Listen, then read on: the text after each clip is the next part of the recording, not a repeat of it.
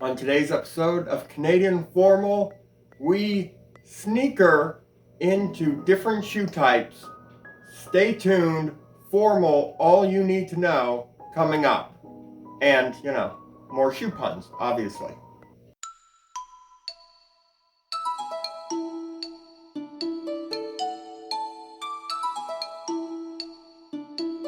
Good day and welcome back to Canadian Formal. I'm Curtis Allen and I have a passion for making the men of the Great White North look and feel their very best.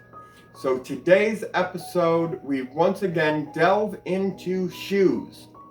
This is a follow-up video on an original we did called What's a Shoe? To view that video, the link will be down in the description. But in that video, we took a look at this shoe.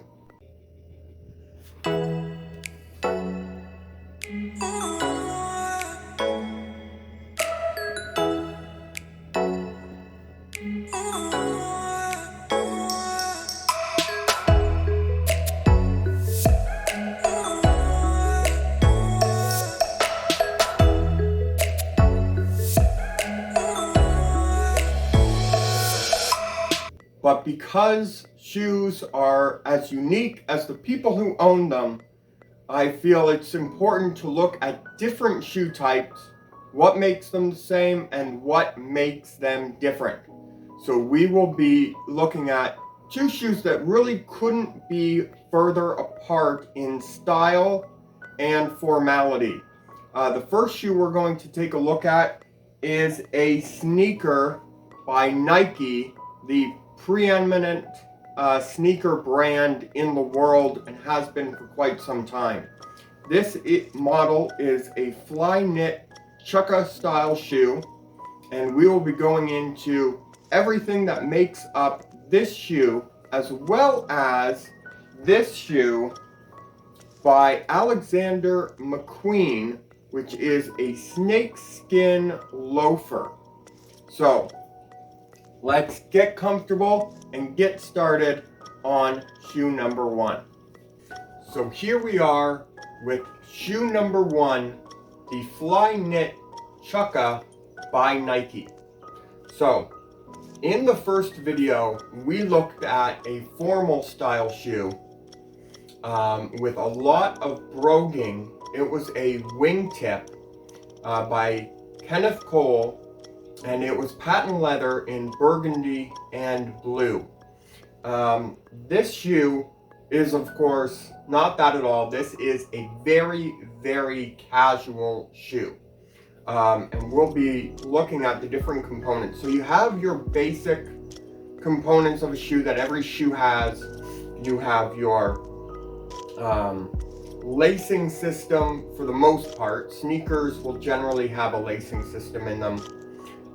You have your tongue, you have the vamp of the shoe that goes across.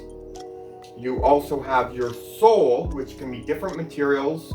That again largely depends on the style. You have your heel cap.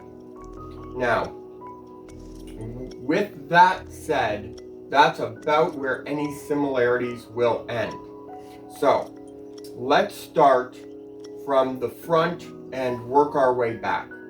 So you have, in a lot of formal shoes, you will have some sort of stitching across the vamp that signifies the toe cap of the shoe.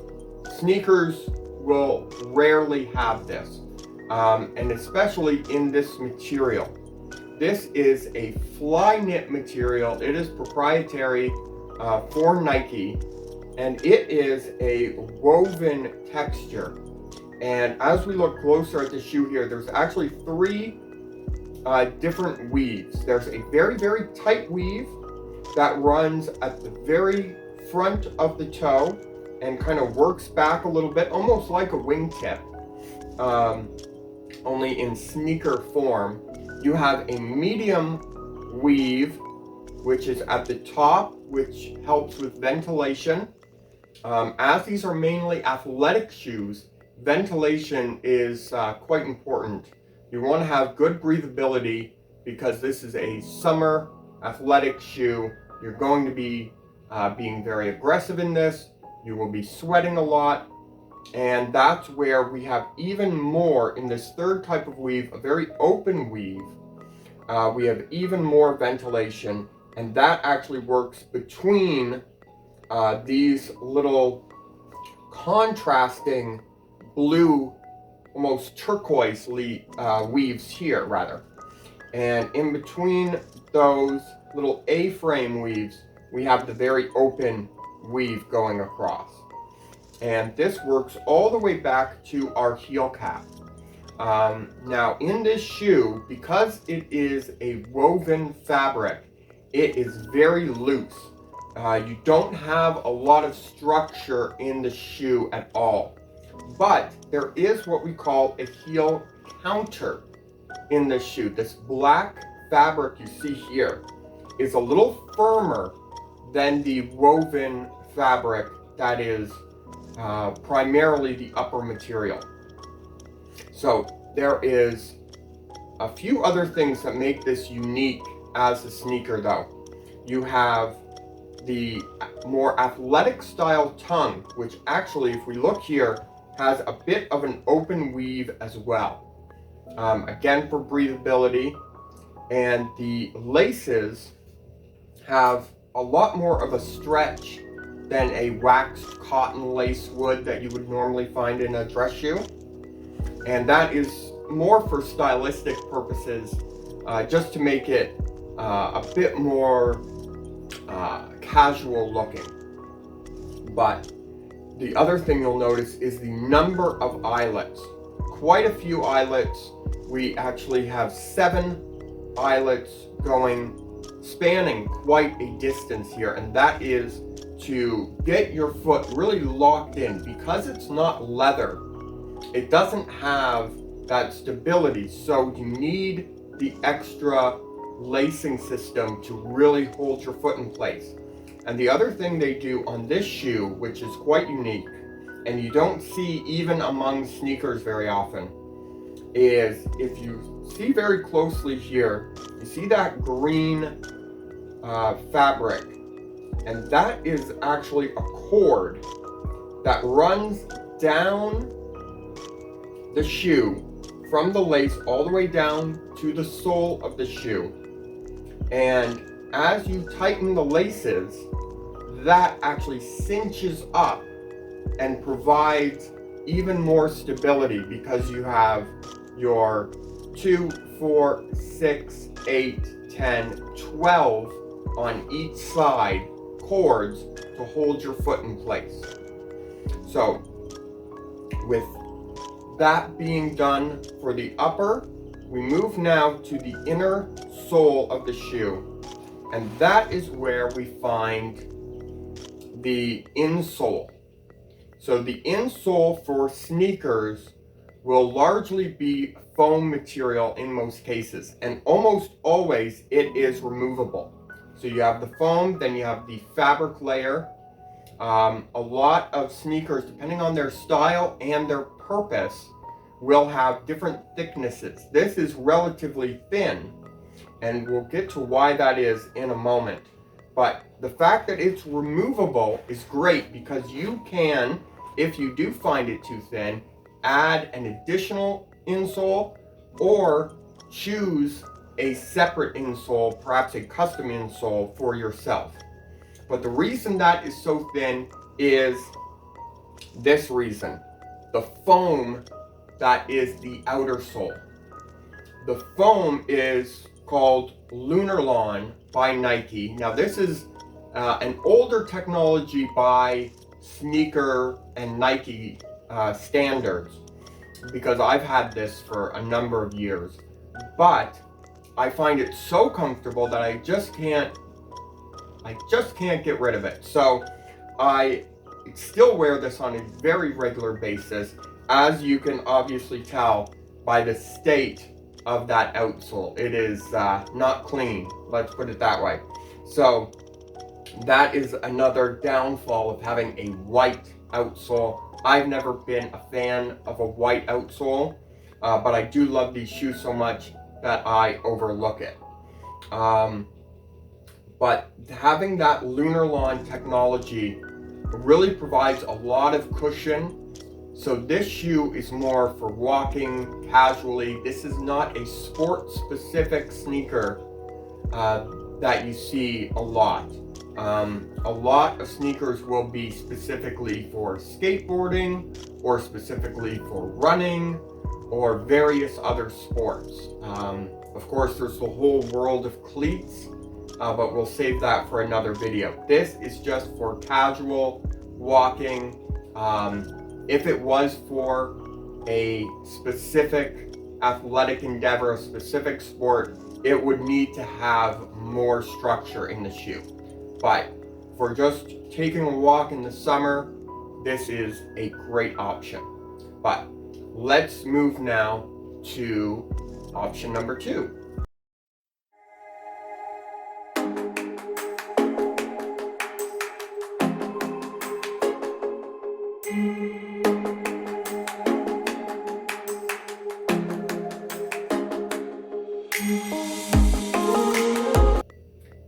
So here we are with number 2. As I said in the intro, this is Alexander McQueen snakeskin loafer. This differs from that Nike shoe in a myriad of ways. And now let's count the ways. It has your basic toe, heel cap, your vamp, but no lacing system. That is number 1. It is a loafer. Any loafer will, by definition, not have a lacing system. So, this is a standard loafer, not a penny loafer, not a horsebit loafer, just a standard loafer. And I think that is a good thing in this case. This shoe, being red and black, being snakeskin, has already got quite a bit going on. You don't want to add to that by having additional straps that are not needed. So, as we look, the snakeskin, of course, is the outermost layer. And if you look on the inside of the shoe, the entire inside of the shoe is leather. It is a box calf leather. It is far more durable to have leather and a lot more comfortable than to have snakeskin all the way throughout. The snakeskin is very fragile. The snakeskin takes additional care. You're not going to care for these shoes in the same way you would a box calf leather shoe, or even in the same way you would our previous formal shoe, the Wingtip by Kenneth Cole. This takes a conditioner called a reptile conditioner or an exotic skins conditioner. It can be purchased relatively cheaply, but you do want to apply it a bit more often than you would a standard leather conditioner. I apply the conditioner for this every 3 to 4 times I wear it. So that can be quite often. But if we look down the shoe, you get that great silhouette you get with a loafer that you really don't get with any other shoe. And it's got that nice elongated opening for your foot.